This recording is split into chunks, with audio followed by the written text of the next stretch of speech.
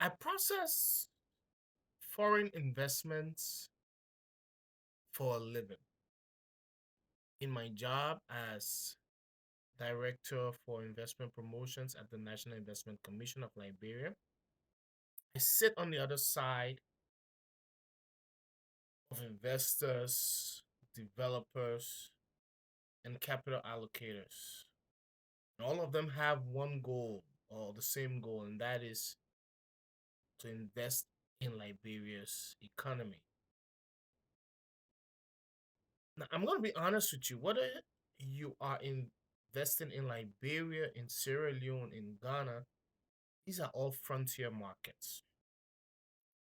What I see is a gap between what investors expect when they're entering the market for the first time and what the realities are.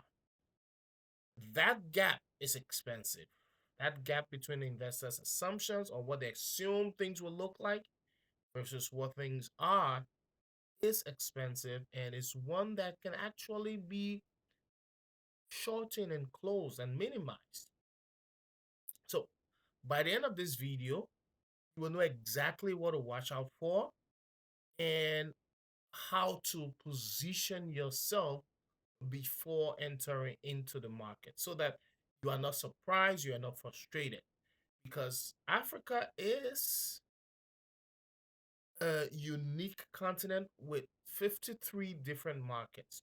Now, some of these markets are related. For instance, the ECOWAS market, they are similar, but still different and independent markets. So let's dive in and explore what new investors get wrong and what you can do different about it.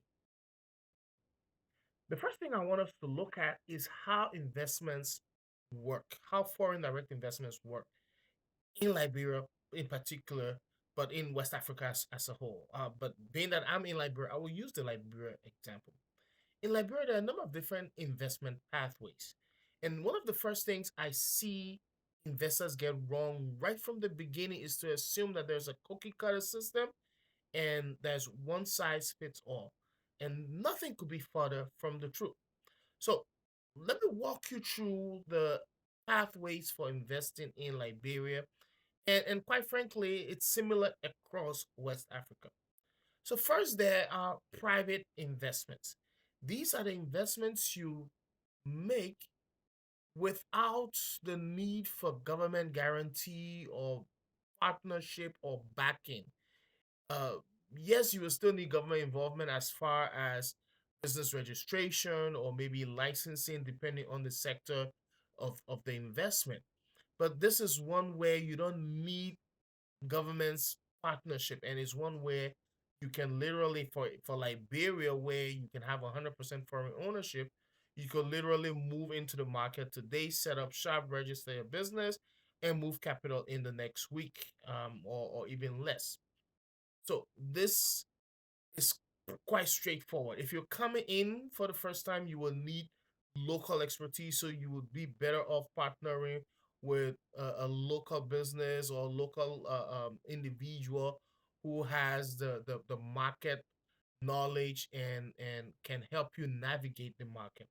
That's pretty straightforward. And for those, you really only need to adjust your expectations around maybe the time it takes to get business set up, opening bank accounts, and setting up shop, office, whatever the case is. The next pathway is what you and I will call the public-private partnerships.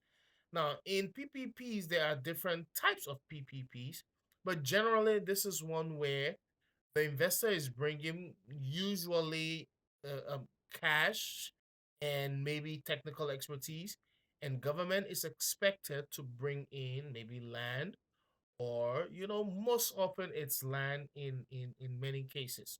There are some PPPs where government brings in intellectual property and the likes, but generally it's land or other infrastructure.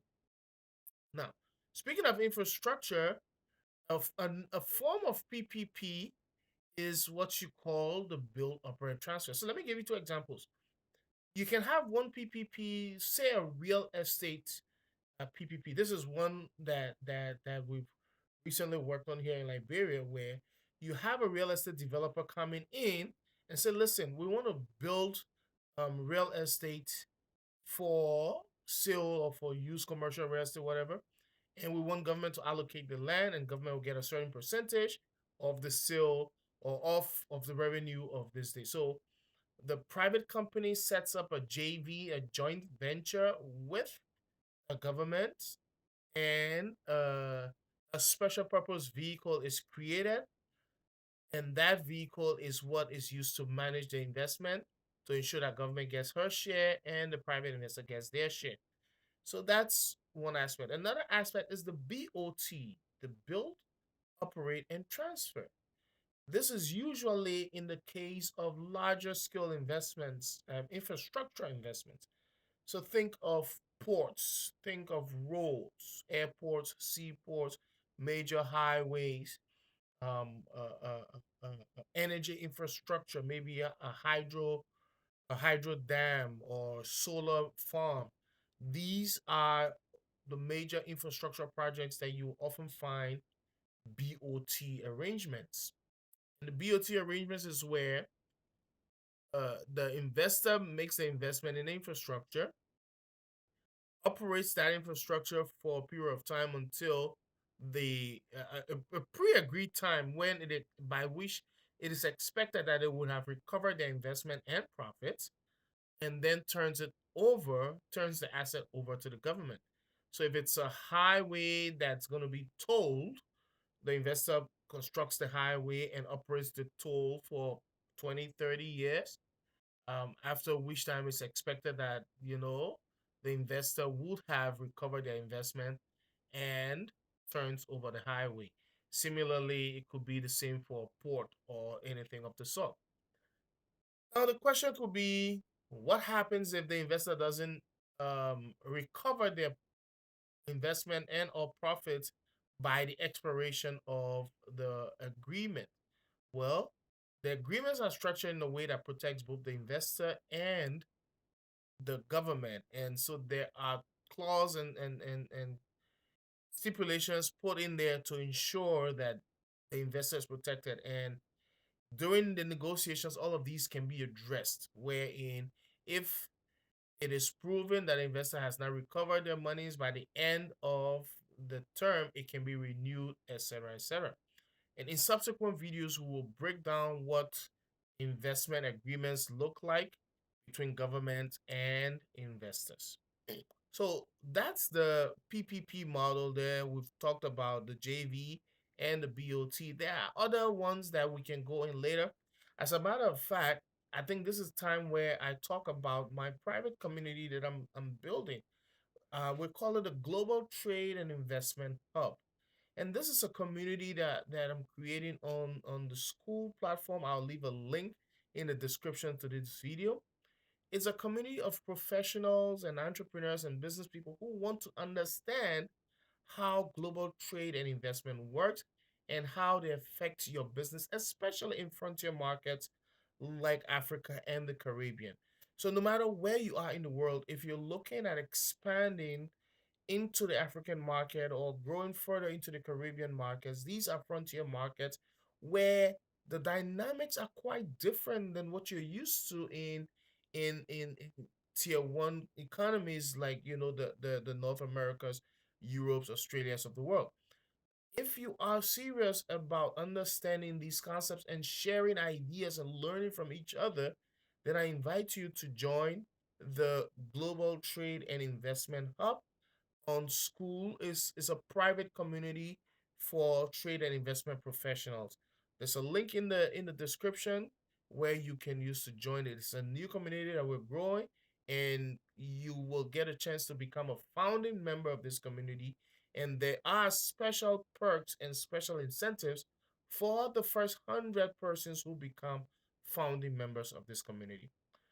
So let's go back now to the third pathway, and this pathway is the concessions pathway. Now, remember I talked about the private investment pathway? There's something in the private investment that links to the concessions, and I'll talk about that quickly for Liberia. But let me explain what the concessions pathway is.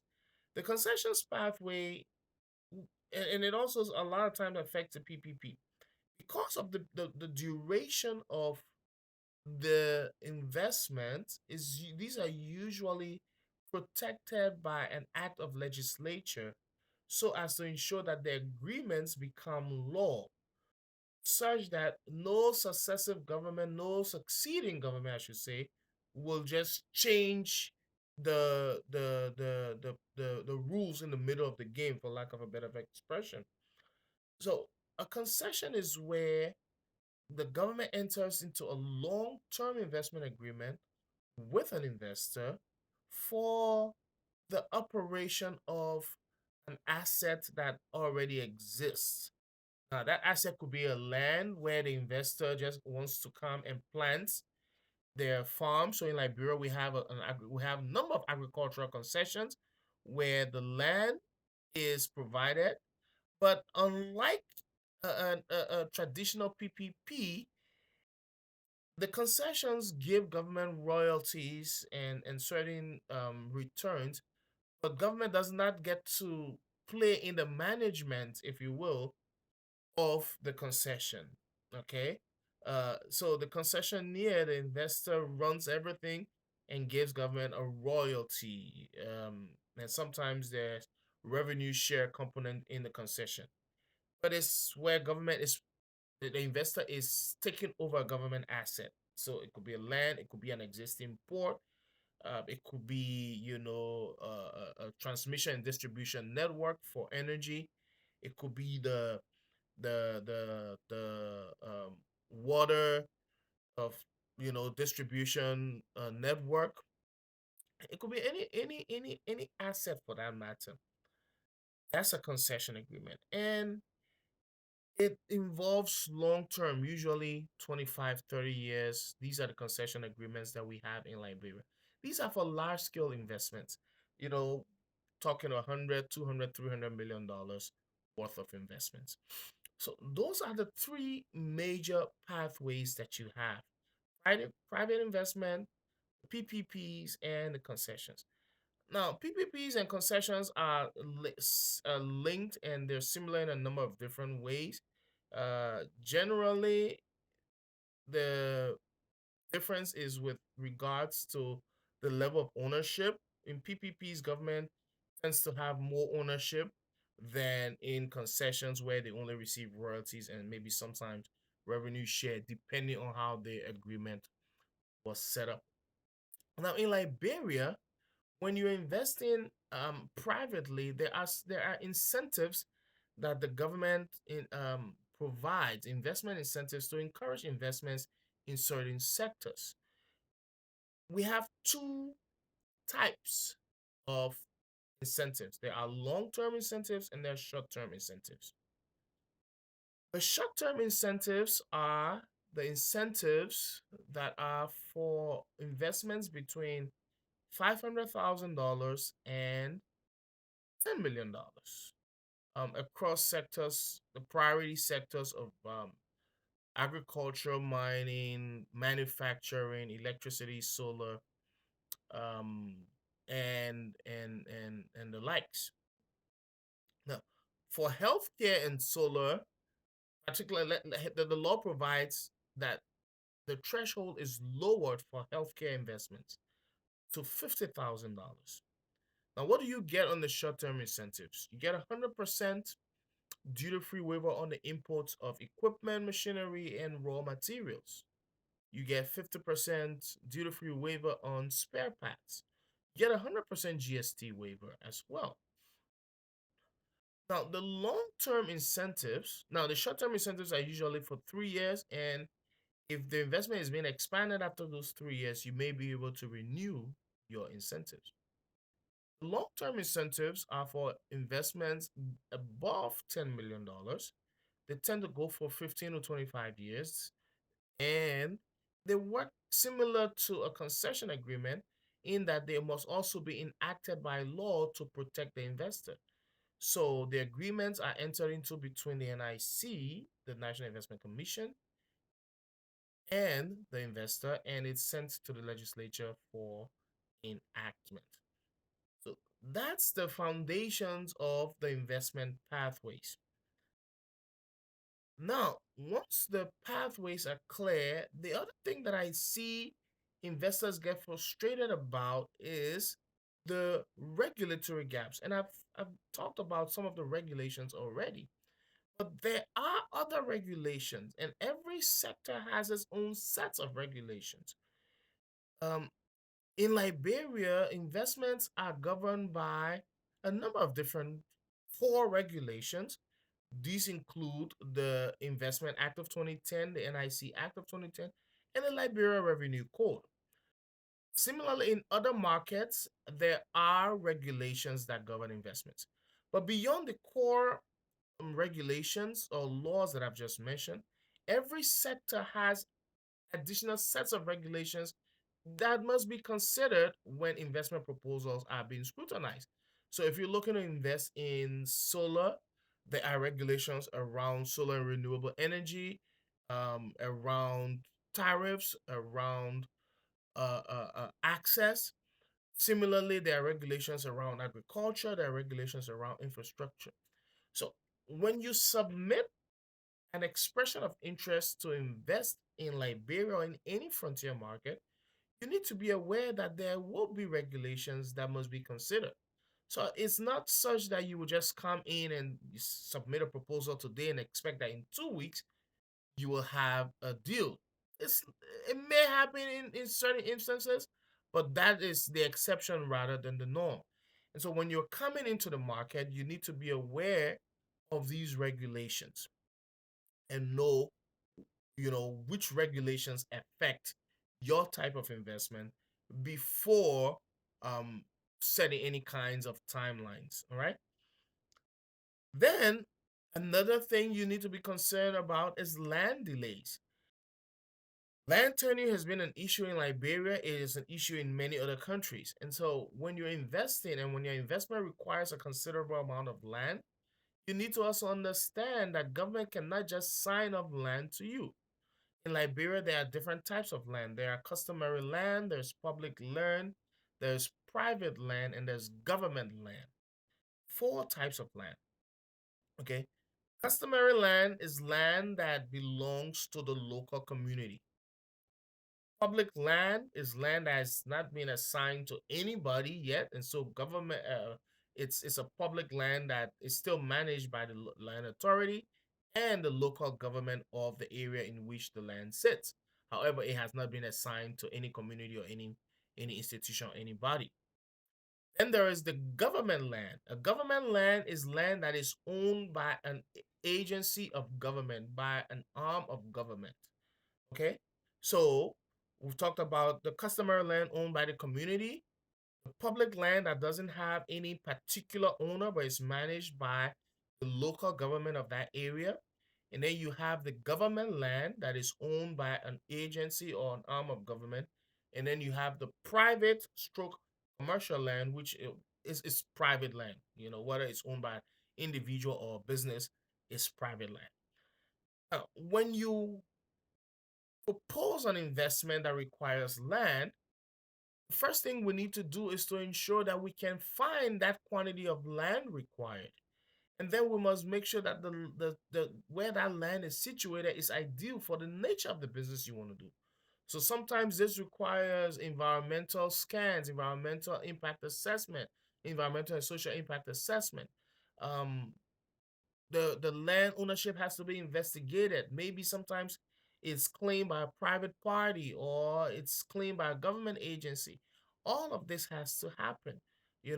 We've had situations where people invested monies in acquiring land only to find out later that this land belongs to the university. And when the university went to court, they were given rights to the land, and businesses were demolished and homes were demolished. And so, with the creation of the Liberia Land Authority, the government hopes to avoid these situations. And so, when your investment proposal comes in and there's a need for land, there's gonna take time. It's gonna take time because we need to get the land authority involved. They will come and do what's called a reconnaissance survey to establish boundaries, existing boundaries, and establish initial claims. And then they'll do a reconnaissance survey report. That now will be followed by, this is assuming that the land has been identified. This will now be followed by a proper survey. I think it's a cadastral survey, if I'm getting the word right. And before this cadastral survey is conducted, notices must be given. This is according to the law in Liberia.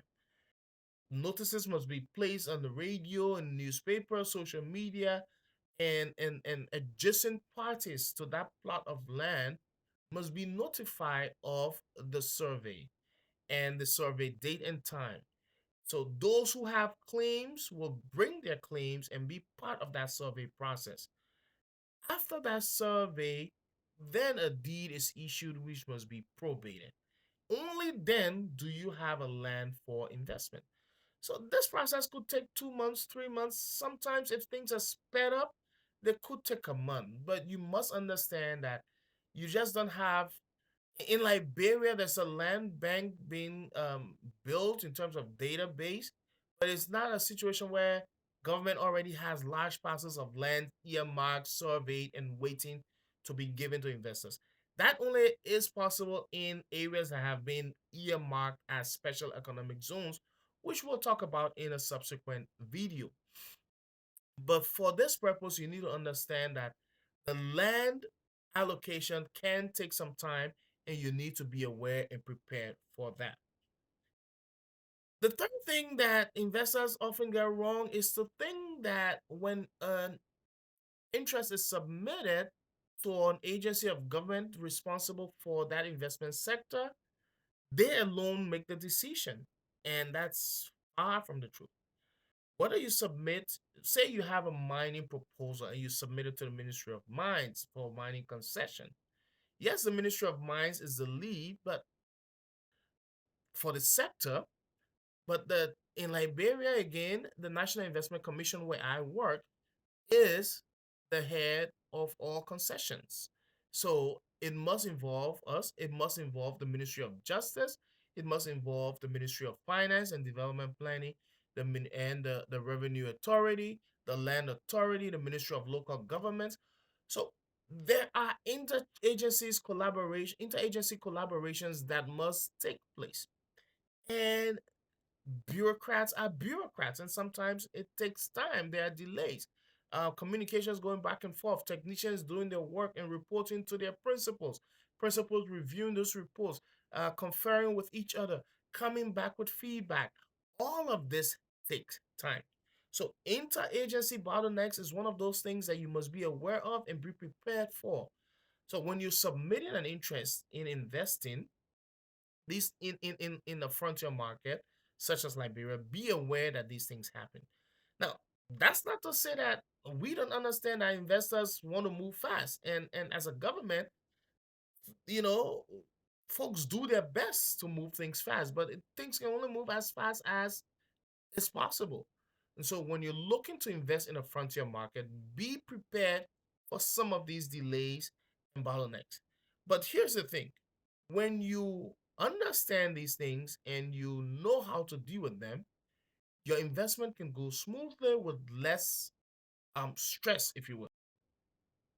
So, we talked about the three key things that you must be concerned about: investment pathway, regulatory gaps, actually for land allocation, and the interagency coordination.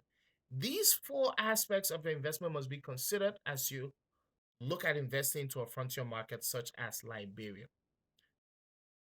Whether it's Liberia, Nigeria, or the Gambia, the investors who win in the African frontier markets are the ones who understand the terrain before the moving. It's not the ones who have the most capital. You must understand the terrain, and it's good for you to have a local partner on the ground who helps you understand this market if you're new to this market. All right.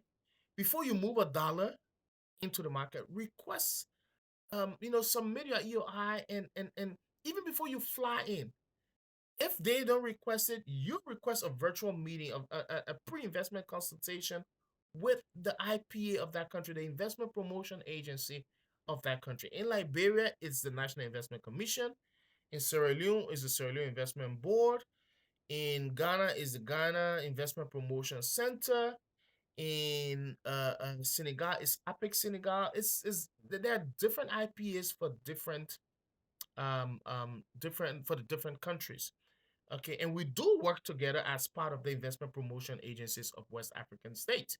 So, but it's important that you have a conversation with the IPA and let them walk you through what the process will look like for your investment sector, because this helps you to um, avoid the mistakes. This single meeting virtually will save you months of navigating, and it'll help you understand what you need to happen before you even get on the ground.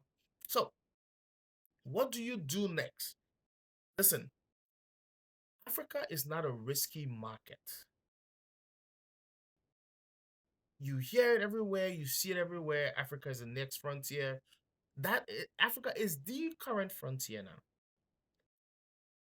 It is not risky, but it is unfamiliar. And unfamiliar is a problem that you can solve. So the question is, will you talk to the right people first to ensure that you understand where you're going?